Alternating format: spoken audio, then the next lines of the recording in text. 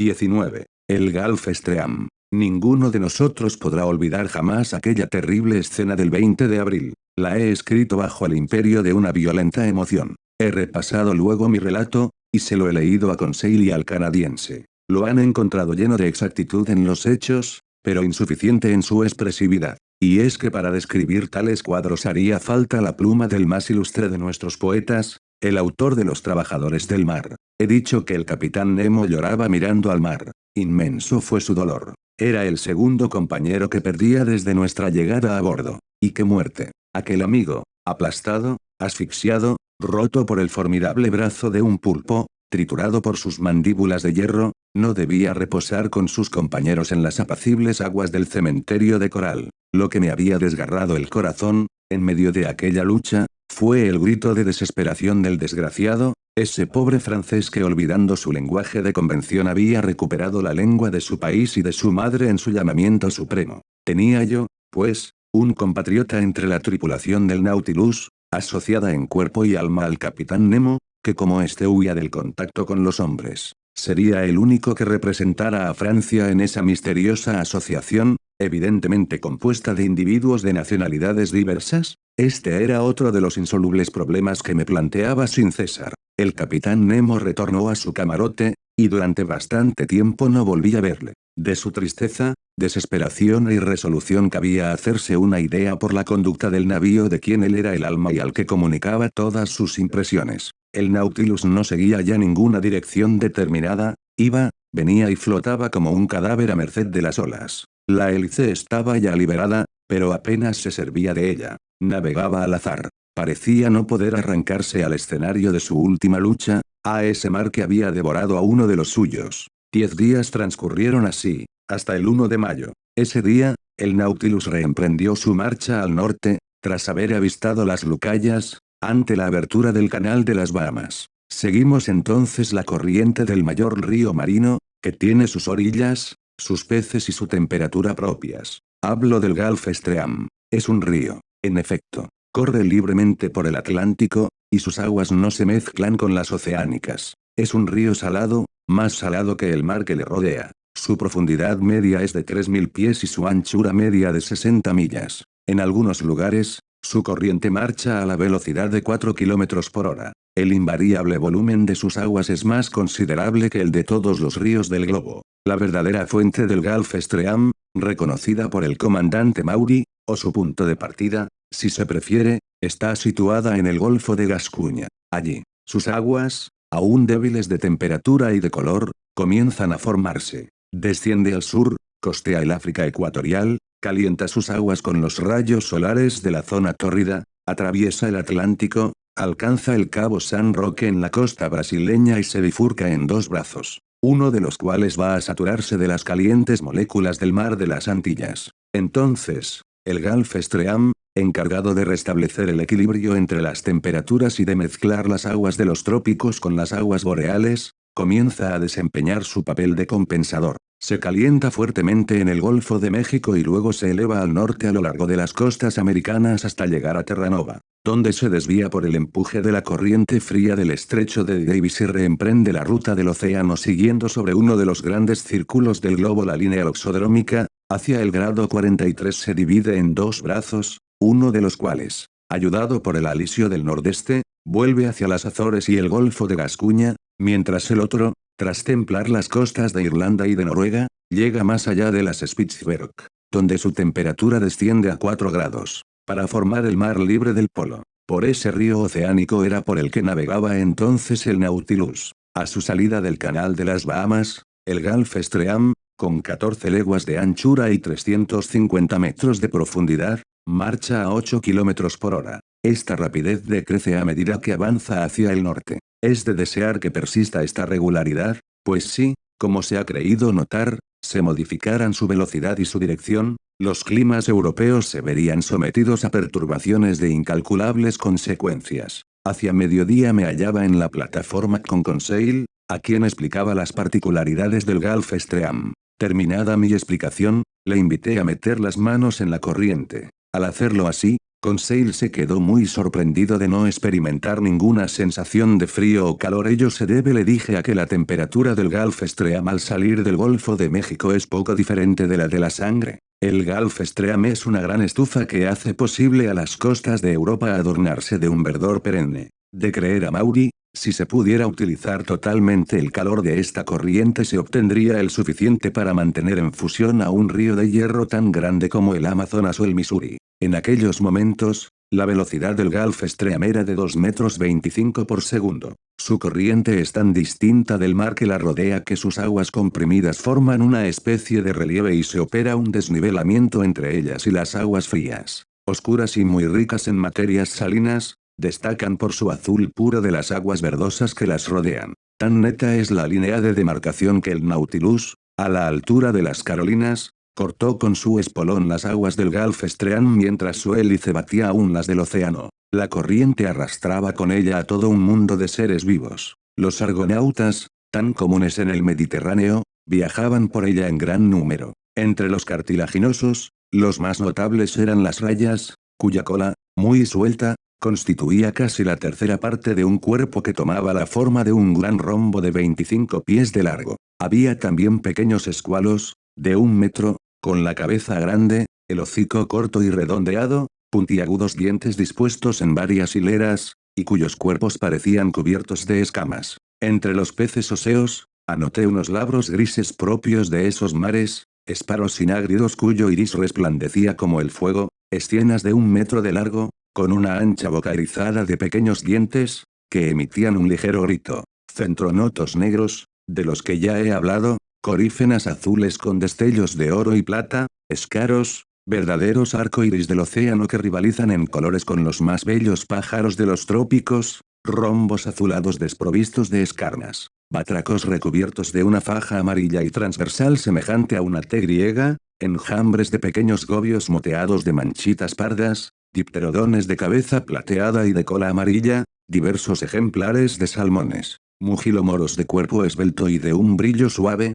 como los que la Cépede ha consagrado a la amable compañera de su vida, y, por último, un hermoso pez, el caballero americano, que, condecorado con todas las órdenes y recamado de todos los galones, frecuenta las orillas de esa gran nación que en tan poca estima tiene a los galones y a las condecoraciones. Por la noche, las aguas fosforescentes del Gulf Stream rivalizaban con el resplandor eléctrico de nuestro fanal, sobre todo cuando amenazaba tormenta como ocurría frecuentemente en aquellos días. El 8 de mayo nos hallábamos aún frente al cabo Hatteras, a la altura de la Carolina del Norte. La anchura allí del Gulf Stream es de 75 millas y su profundidad es de 210 metros. El Nautilus continuaba errando a la aventura. Toda vigilancia parecía haber cesado a bordo. En tales condiciones, debo convenir que podía intentarse la evasión, con posibilidades de éxito. En efecto, las costas habitadas ofrecían en todas partes fáciles accesos. Además podíamos esperar ser recogidos por algunos de los numerosos vapores que surcaban incesantemente aquellos parajes asegurando el servicio entre Nueva York o Boston y el Golfo de México,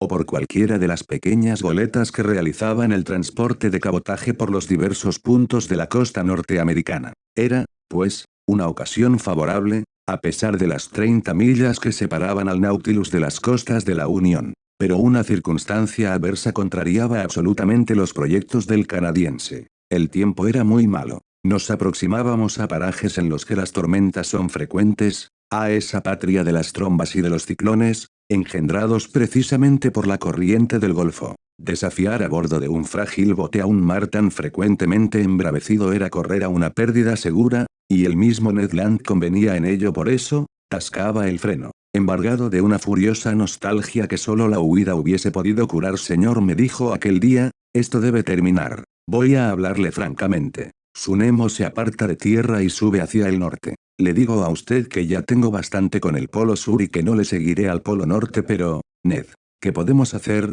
Puesto que la huida es impracticable en estos momentos, vuelvo a mi idea. Hay que hablar con el capitán. Usted no le dijo nada cuando estuvimos en los mares de su país. Yo quiero hablar, ahora que estamos en los mares del mío. Cuando pienso que, dentro de unos días, el Nautilus va a encontrarse a la altura de la Nueva Escocia, y que allí, hacia Terranova, se abre una ancha bahía, que en esa bahía desemboca el San Lorenzo, mi río. el río de Quebec, mi ciudad natal. Cuando pienso en eso me enfurezco y se me ponen los pelos de punta. Mire, señor, creo que voy a terminar tirándome al mar. No me quedaré aquí. No aguanto más. Me asfixio aquí. El canadiense había llegado evidentemente al límite de la paciencia. Su vigorosa naturaleza no podía acomodarse a tan prolongado aprisionamiento. Su fisonomía se alteraba de día en día. Su carácter se tornaba cada vez más sombrío. Yo comprendía sus sufrimientos, pues también a mí me embargaba la nostalgia. Casi 7 meses habían pasado sin que tuviésemos noticia de la Tierra.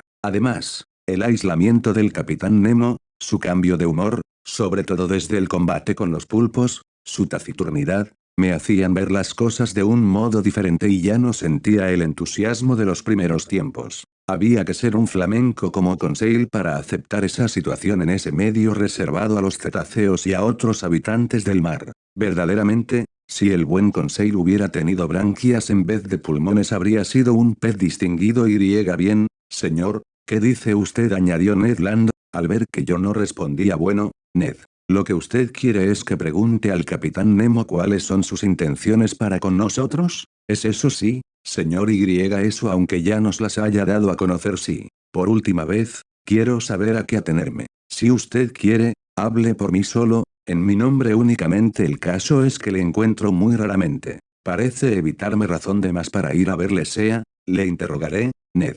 Cuando le encuentre, señor Aronnax, ¿quiere usted que vaya yo mismo a buscarle? No, déjeme hacer a mí. Mañana, hoy mismo le veré hoy, respondí al canadiense, para evitar que actuara por sí mismo y lo comprometiera todo. Me quedé solo. Decidida así la gestión, resolví llevarla a cabo inmediatamente. Yo prefiero lo hecho a lo por hacer. Volví a mi camarote. Desde allí, oí ruido de pasos en el del capitán Nemo. No debía dejar pasar la ocasión de encontrarle. Llamé a su puerta, sin obtener contestación. Llamé nuevamente y luego giré el picaporte. Abrí la puerta y entré. Allí estaba el capitán, inclinado sobre su mesa de trabajo, parecía no haberme oído. Resuelto a no salir sin haberle interrogado, me acerqué a él. Entonces levantó bruscamente la cabeza, frunció las cejas y me dijo en un tono bastante rudo, ¿qué hace usted aquí? ¿Qué quiere de mí? Quiero hablar con usted, capitán. Estoy ocupado, señor, estoy trabajando. La libertad que le dejo a usted de aislarse,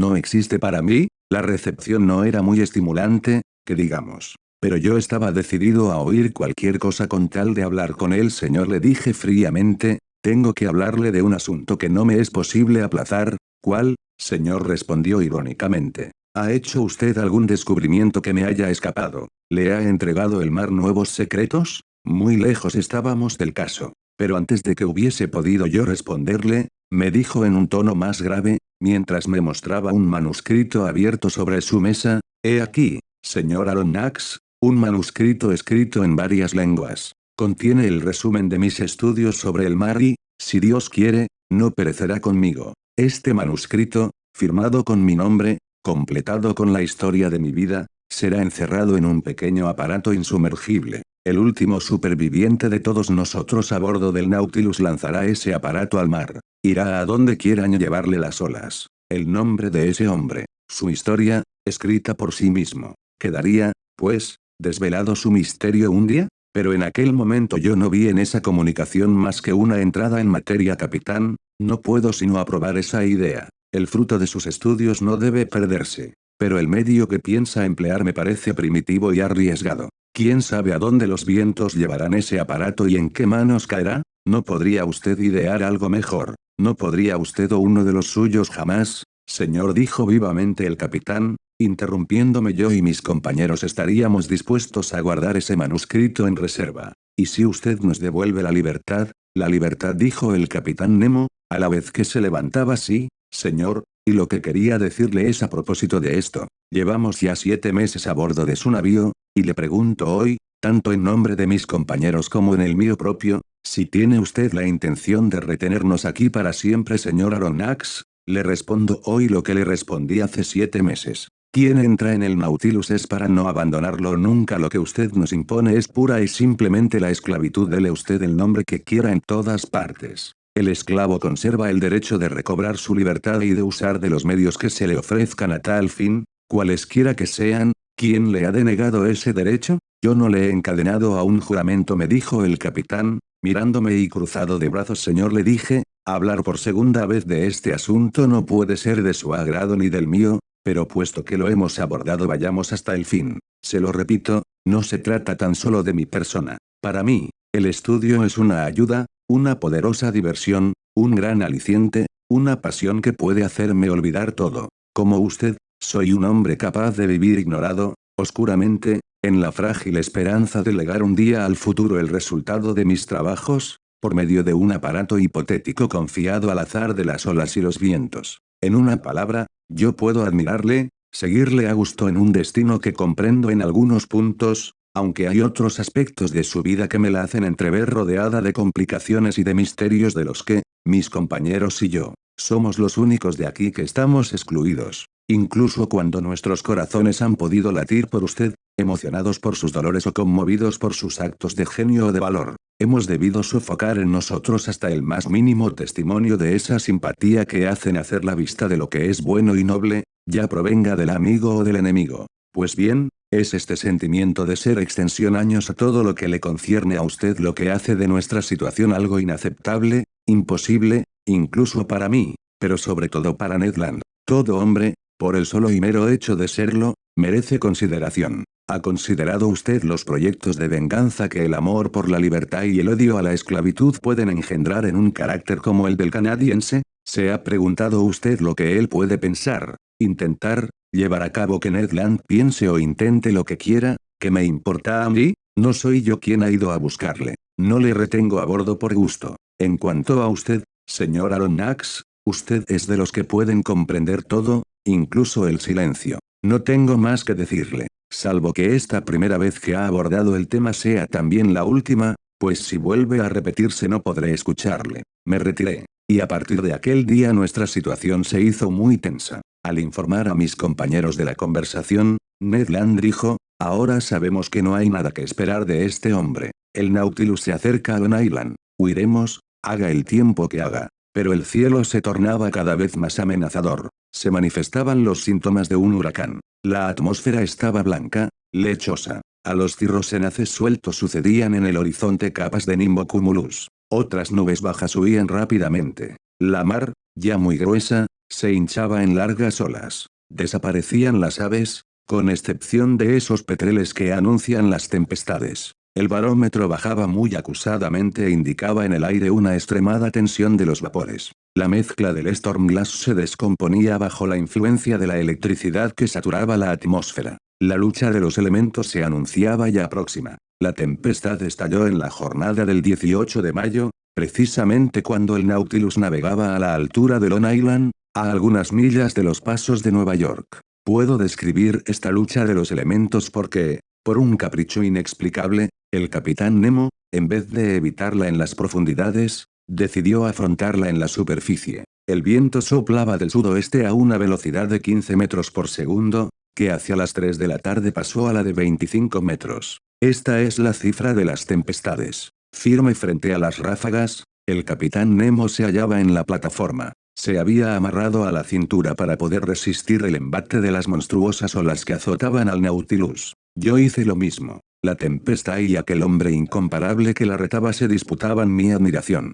Grandes jirones de nubes que parecían surgir del agua barrían la superficie convulsa del mar. Ya no eran visibles las pequeñas olas que se forman a intervalos en el fondo de las depresiones creadas por las grandes olas, únicamente se veían largas ondulaciones fuliginosas, tan compactas que sus crestas no reventaban. Aumentaba más y más su altura, como si se excitaran entre sí. El Nautilus, ya caído de costado, ya erguido como un mástil, cabeceaba y se balanceaba espantosamente. Hacia las 5 de la tarde se desplomó una lluvia torrencial que no abatió ni al viento ni a la mar. El huracán se desencadenó a una velocidad de 45 metros por segundo, o sea, a unas 40 leguas por hora. Había alcanzado esa fuerza que le lleva a derribar las casas, a clavar las tejas de los tejados en las puertas, a romper las verjas de hierro y a desplazar cañones del 24. Y, sin embargo, el Nautilus estaba allí, justificando en medio de la tormenta la afirmación de un sabio ingeniero de que no hay casco bien construido que no pueda desafiar a la mar. No era una roca resistente, a la que aquellas olas hubieran demolido, sino un uso de acero, obediente y móvil, sin aparejos ni mástiles, lo que desafiaba impunemente al furor del huracán. Examinaba yo entre tanto las desencadenadas olas. Medían hasta 15 metros de altura sobre una longitud de 150 a 175 metros, y su velocidad de propagación era de 15 metros por segundo. Su volumen y su potencia aumentaban con la profundidad del agua. Comprendí entonces la función de esas olas que aprisionan el aire en sus flancos y lo envían a los fondos marinos, a los que con ese oxígeno llevan la vida. Su extrema fuerza de presión ha sido calculada, puede elevarse hasta 3.000 kilos por pie cuadrado de la superficie que baten. Fueron olas como estas las que en las Hebridas desplazaron un bloque de piedra que pesaba 84.000 libras. Las que, en la tempestad del 23 de diciembre de 1864, tras haber destruido una parte de la ciudad de Yedo, en el Japón, se desplazaron a 700 kilómetros por hora para romperse el mismo día en las costas de América. La intensidad de la tempestad se acrecentó durante la noche. El barómetro cayó a 710 milímetros, como en 1860, en la isla de la Reunión, durante un ciclón. A la caída del día había visto pasar un barco que luchaba penosamente. Capeaba a bajo vapor para resistir a las olas. Debía ser uno de los vapores de las líneas de Nueva York a Liverpool o al Havre. Desapareció pronto en la oscuridad. Hacia las 10 de la noche, el cielo era de fuego. Violentos relámpagos surcaban la atmósfera. Yo no podía resistir sus deslumbrantes fogonazos. El capitán Nemo, en cambio, los miraba de frente, parecía aspirar con todo su ser el alma de la tempestad. Un fragor terrible retumbaba en el aire, un ruido complejo que integraba el estrépito de las olas aplastadas, los mugidos del viento y los estampidos del trueno. El viento saltaba de un punto a otro del horizonte, y el ciclón, procedente del este, volvía a él tras pasar por el norte, el oeste y el sur, en sentido inverso de las tempestades giratorias del hemisferio austral.